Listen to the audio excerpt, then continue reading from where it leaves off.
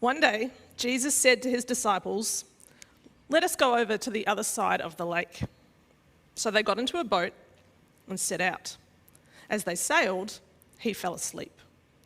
A squall came down on the lake so that the boat was being swamped, and they were in great danger. The disciples went and woke him, saying, "Master, Master, we're going to drown." He got up and rebuked the wind and the raging waters. The storm subsided and all was calm. "Where is your faith?" he asked his disciples. In fear and amazement, they asked one another, "Who is this? He commands even the winds and the water, and they obey him." Well, hello everyone. It is great to be with you today. I'm Fiona. I'm on the staff team here, and I'm really excited about being able to explore another great little passage from Luke's Gospel today. It's only 4 verses long. It's not long. It's a tiny little thing, but it is a big story. And in it is this question which Jesus asks and which we are going to be pondering today. You know, ever since I was a little kid, I've had recurring nightmares about natural disasters. The main ones being earthquakes, volcanoes, which was a real fear when you live in New Zealand, to be fair. And the last one, tsunamis. And so since I was a child, I would have these dreams where these huge waves would rise up over me and crash down on my head. And I think that in reflection, I think they make up my nightmares because nothing represents complete powerlessness quite like a natural disaster, like nature. And you know, I think that is sort of why this story, the one I just read out, resonates so deeply with so many of us. You know, partly because nature is so massive and seemingly chaotic that for Jesus to calm that storm with his words says something very, very important about him. But I think it also resonates with that part of us that the storm represents that feeling that we have of being completely powerless against things that are bigger than us. And so this story that we're looking at today has such an important and powerful message. And within it, there's this really important question from Jesus. Where is your faith? 4 little words. But man, those 4 little words really pack a punch. You know, Jesus asks these questions to his friends, to the disciples. You know, these are people who have been on the journey with him for a while now. You know, he's not just asking this to a group of random fishermen who he just met. You know, prior to this point, these people have seen him drive out demons, heal leprosy, heal paralysis, turn empty fishing waters into an overflowing catch of fish. And they've even seen him rise a woman's son from death. And so it's these people, these friends who are on the boat with him. And it's these friends who wake him up and when the storm is going crazy. And it's these people, these friends, these followers that he asks, where is your faith? Where is your faith? Now, I have read this story a lot of times. Maybe you have too. But prior to these last few weeks, I don't think I ever really stopped to think very deeply about that particular question. You know, you read it and you kind of go, oh yeah, they should have had more faith. Oh yeah. But then, as I've pondered this question, it has actually just raised more questions for me. You know, because I'm thinking, okay, Jesus, all you give us here is 4 words. Where is your faith? What do you mean by that exactly? You know, what should they have done differently? You know, what did they do wrong? And so if Jesus gave them like a chance for a do-over where they could do it all right, you know, with faith rather than without faith, what would that actually look like? So what does faith look like in a storm? And so just so you can kind of see where I'm coming from, we're going to do a little bit of a multiple choice here. And don't worry, I'm not going to grade you. I'm not going to get you to put your hands up. But I do want you to have a think. Of the options that I'm going to show you, which of these do you think would have better represented faith in that situation?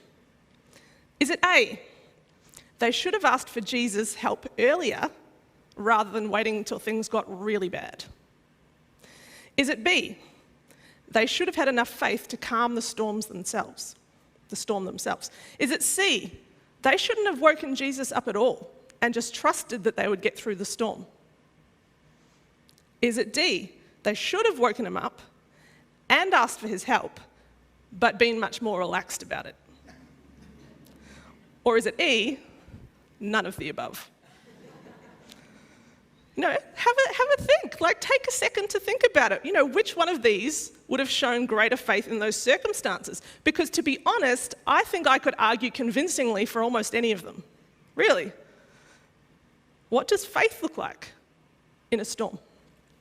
And I ask this because the answer to that question has very important implications for life. I want to know the answer because I want to know what I'm meant to do when the next storm hits. And we all find ourselves in storms, right? Those times where the circumstances are so overwhelming that we feel like we're going under. Where it feels like wherever we look, there are waves on every side, and we are just a tiny boat in the middle of roaring winds and raging waters. And we think, what chance have I got against this? What chance have I got against this? What does faith look like in a storm like that? And I wonder if you want to know that too. Either because you are facing a storm right now and you feel like you're going under, or because you want to be prepared for when one comes along. Because when I face a storm, I don't want Jesus to be asking me, where is your faith? I want him to be saying, I see your faith. So I want to know, what does faith look like in a storm? And that is the question that we're going to be pondering with the time that we have today. But I really want to ask for God to be using this time and helping us grasp some of these things. And so I'm going to pray for us right now. Lord God, I thank you so much for Luke's record of what Jesus did on the lake that day as he calmed the storm, Lord. And God, I know that there are some really, really important things that you want us to grab a hold of out of this today and for the future. And I just simply ask that you help us to do that. Lord, I pray you quiet the noise in our minds and our hearts so that we can hear your voice, your message. And I just pray that you will help me to share that message faithfully today. Amen. So Jesus asks, where is your faith? And like I've said, it leaves me with a few questions about what that actually means. What did the disciples do wrong? What does faith look like in a storm? And we need some more information. So I went and read about the same event, but as recorded in Mark and Matthew's records in their Gospels. And in both, it's a very similar story, but there are a few extra added details. So in Mark, Jesus was in the stern, sleeping on a cushion. The disciples woke him and said to him, "Teacher, don't you care if we drown?" He got up, rebuked the wind, and said to the waves, "Be quiet, be still." Then the wind died down and it was completely calm. He said to his disciples, "Why are you so afraid? Do you still have no faith?" And in Matthew, the disciples went and woke him saying, "Lord, save us, we're going to drown." And he replied, "You have little faith. Why are you so afraid?" Then he got up and rebuked the winds and the waves, and it was completely calm. Why are you so afraid? When we look at Mark and Matthew's versions of the story, it seems like maybe the issue here is fear. And when I look back at Luke's version, it makes me take a lot more notice of how the disciples say, "We're going to drown." Like it's all said and done, like God has abandoned them and they are terrified. Their fear is telling them that it's all over. Their fear is telling them that there is no hope. And their fear is overriding their faith. When Luke was writing this gospel, he knew that many of those who would read or hear these words were followers of Jesus who were having a very hard time. You know, they were facing some intense persecution for their beliefs, and there were people out there teaching things that made them wonder if they were backing the wrong horse. You know, had they made a mistake by putting their faith in Jesus? You know, were they now on their own in this, in what they were facing? You know, they would have felt in many ways like those disciples on a boat in the middle of a raging storm with the roaring winds and feeling like they were going to drown, that it was all over. And wondering, where is this God that they've put their faith in? Were they on their own here? You know, it's interesting that in writing this account of Jesus' time on earth, Luke builds the picture of Jesus bit by bit. You know, it's kind of like a sketch which slowly takes shape before your eyes as you read. And bit by bit, he reminds people who it is they're putting their faith in. You know, Luke starts the sketch with a picture of a little baby born in a stable. And then a little bit further, you see a child having these deep religious conversations with the leaders at the temple. And you think he's maybe a little bit special here. And then the picture takes shape into a man who has these astounding teachings. You think, all right, this guy's a pretty good teacher. And a few more lines and a bit more shading, and he's starting to say things that, you know, are beyond human knowledge. And you think, oh no, hold on, this guy's a prophet. And a few more lines, a bit more shading, you look at it a bit differently, and suddenly Jesus is starting to show some real power, like healing people, casting out demons, and you think, hold on, this guy's more than a prophet. Like, he's kind of starting to look a bit like the Messiah. And then you kind of hit this story where Jesus calms a storm, and suddenly with a few strokes of the pen, you're kind of like, hold on, that kind of looks a bit like God. That kind of looks a bit like God. Jesus is kind of starting to look like God. You know, because for the Jewish people, you know, they knew there was only one who had power over nature, God. God was the one who could control nature. And yes, in the Old Testament, we see other people involved in nature miracles, but they have to appeal to God to act in nature, to ask him to do something. And Jesus doesn't have to ask God. He just says, calm, be still, and the storm is calm.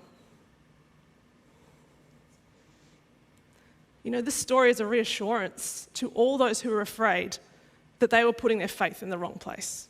You know, this story sends a message. Are you wondering who it is that you're following? Are you wondering who it is that you've put your faith in? It's him, and he is God. He is God. The one who controls nature, the one who created it all. It's his boat that you're on. You're not on your own. Don't be afraid. You've put your faith in the right place. And I want to be really clear here, you know, we're not talking about putting your faith in a certain outcome. You know, like if you believe hard enough that the storm will stop, that it will. You know, that's not what we're talking about. That's like New Age sort of spirituality. No, we're talking about putting our faith in a person, in Jesus, that he can and that he will help. You know, the disciples' statement in Luke and Matthew, we're going to drown, it kind of reflects a doubt in Jesus' ability to help, you know, that he can help. And then you look at the statement in Mark's version, don't you care if we drown, reflects a doubt in Jesus' character, that he will help. And isn't that always the way? That, you know, our fear usually revolves around one or both of those things. You know, we fear that God can't help, that we doubt his power, or we fear that he won't help, that he doesn't care enough about us to do so.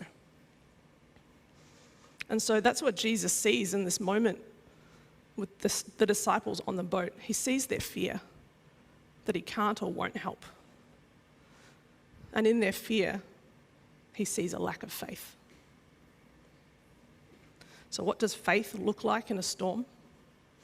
I think it looks like the absence of fear.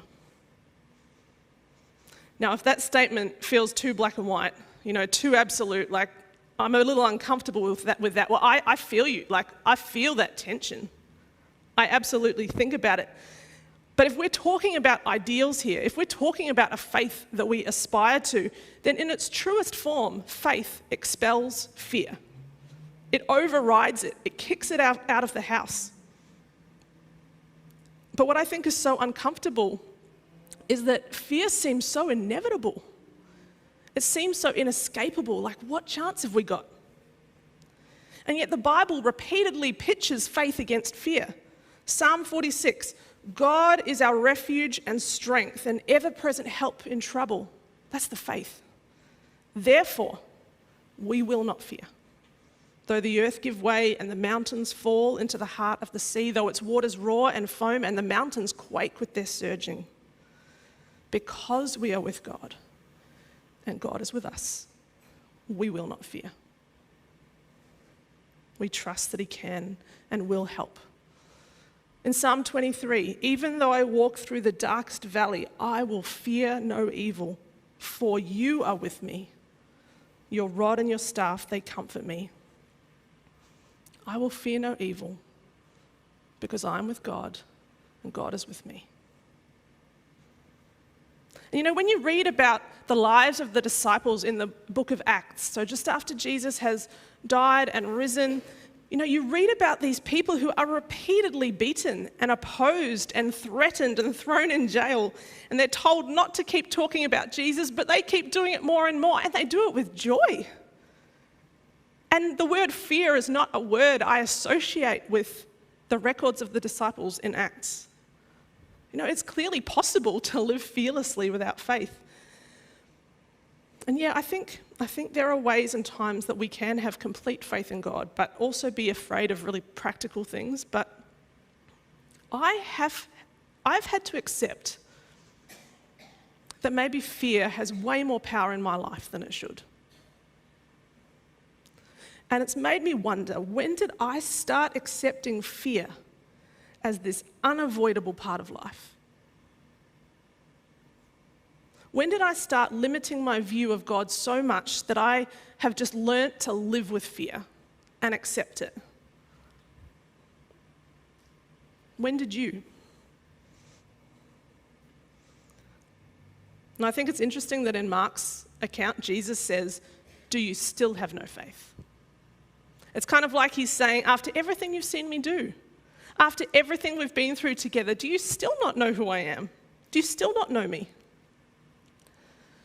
And even if the disciples haven't quite yet figured out that Jesus is God, which is actually understandable, they had seen enough to know that God is clearly present on this journey with them, with Jesus.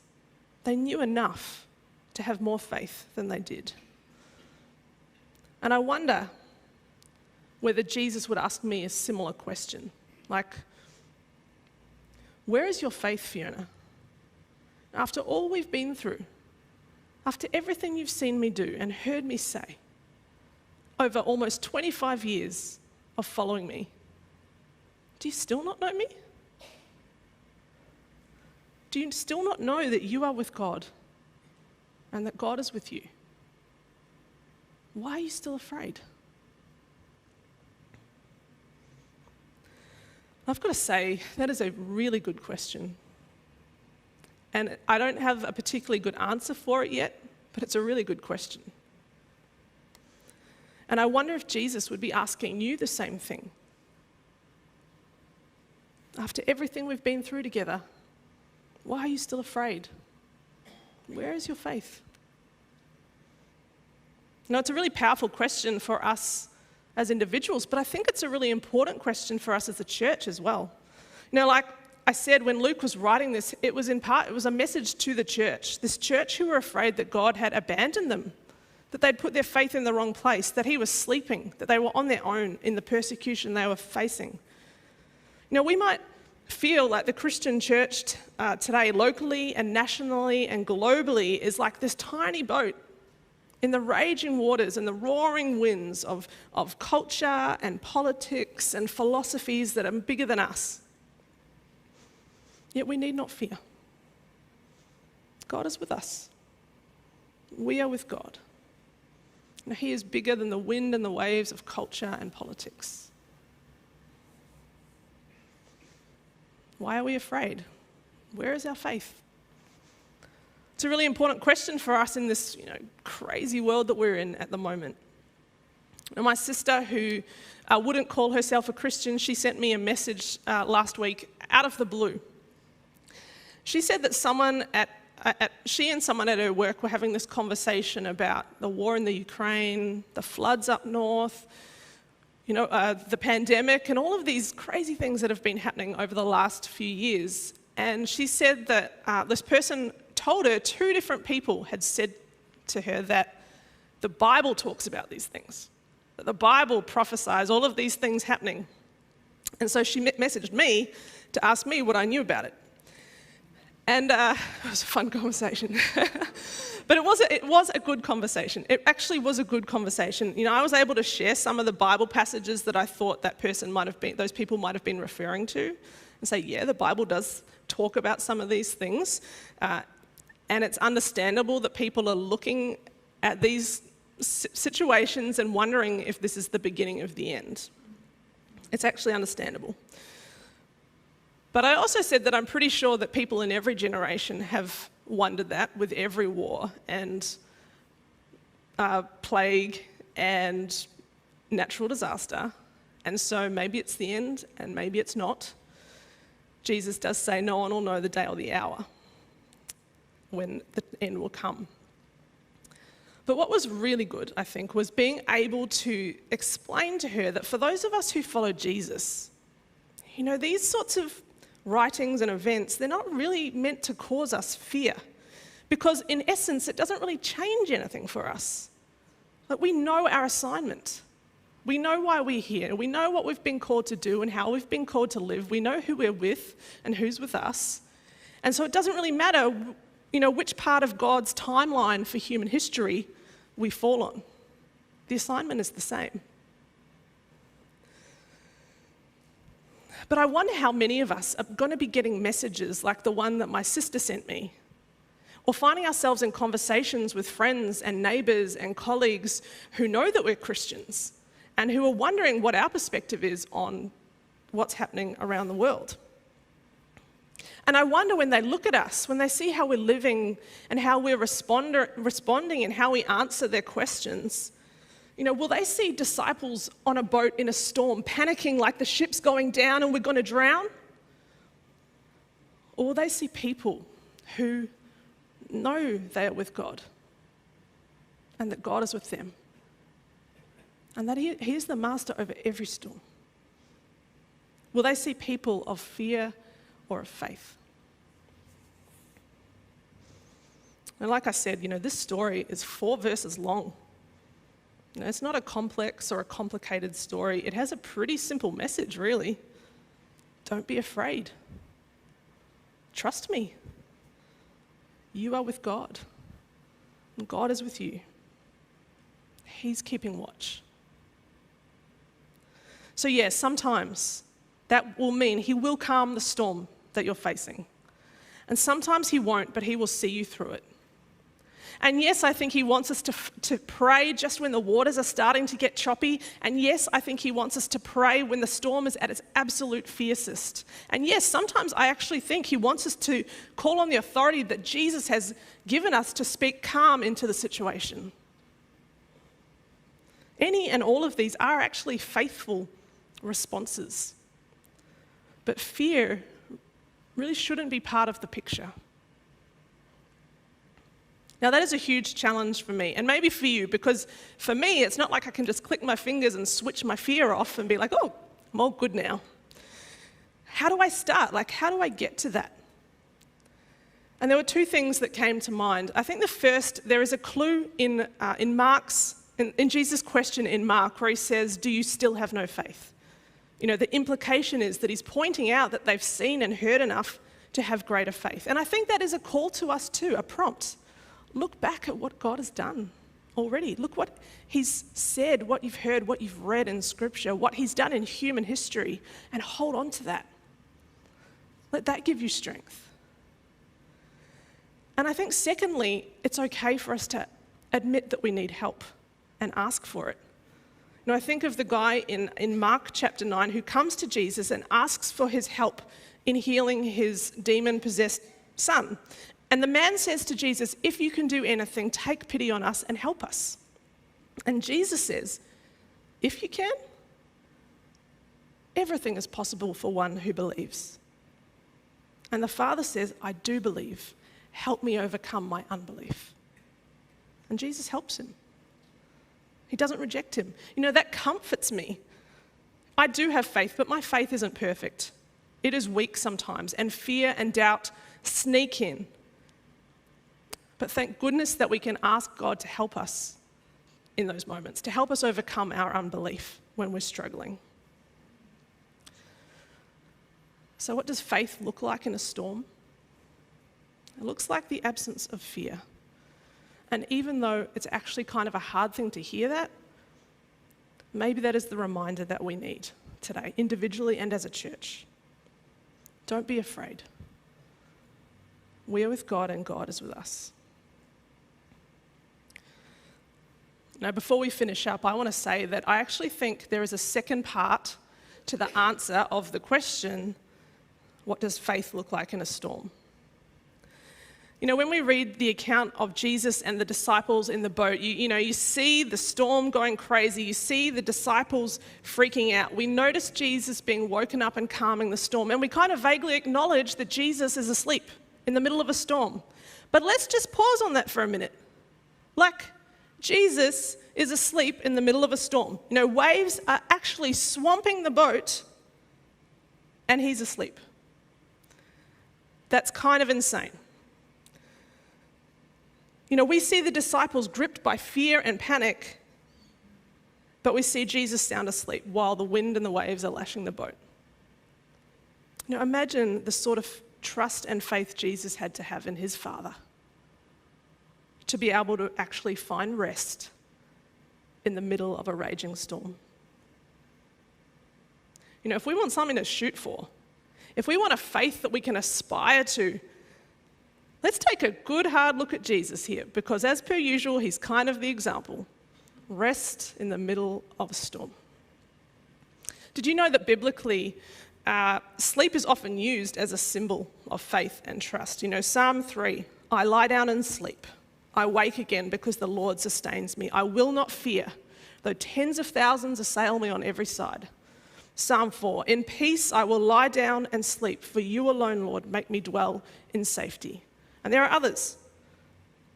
And as I've prepared for this message, this is the image that has stuck with me. This is the one that's been on my mind.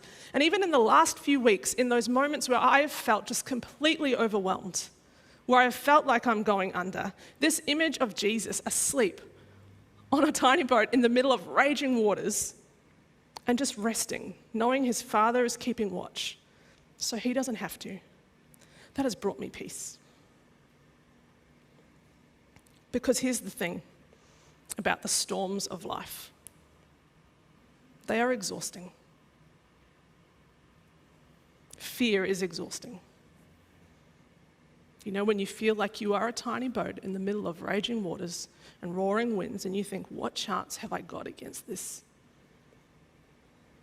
When you feel so small and helpless and like everything is out of your control and you are just trying to keep your head above water. It's exhausting. And I think some of you here today know exactly what I'm talking about because that is your current reality. You are exhausted from the storm. You're exhausted from trying to hold it all together. You're exhausted from the fear of what's going to happen next. You are exhausted from grief and loss. You are exhausted from pain and conflict. You are exhausted from the weight of responsibility that you carry. You are exhausted from trying to fight. And you need rest. And you and I both know that I'm not talking about the sort of rest that you get from sleep. Your soul needs rest. The sort of rest that comes from just knowing that you are with God and God is with you, that he is greater than every storm and that he is keeping watch so you don't have to. Imagine having that sort of faith where you can give to God all that you are carrying and let it go. To let go of that fear and panic and responsibility, the need to try and hold on to control, and just know that you are with God and He is with you. And He is keeping watch so you can rest. After all that chaos that's described in Psalm 46, the call is to be still and know that I am God.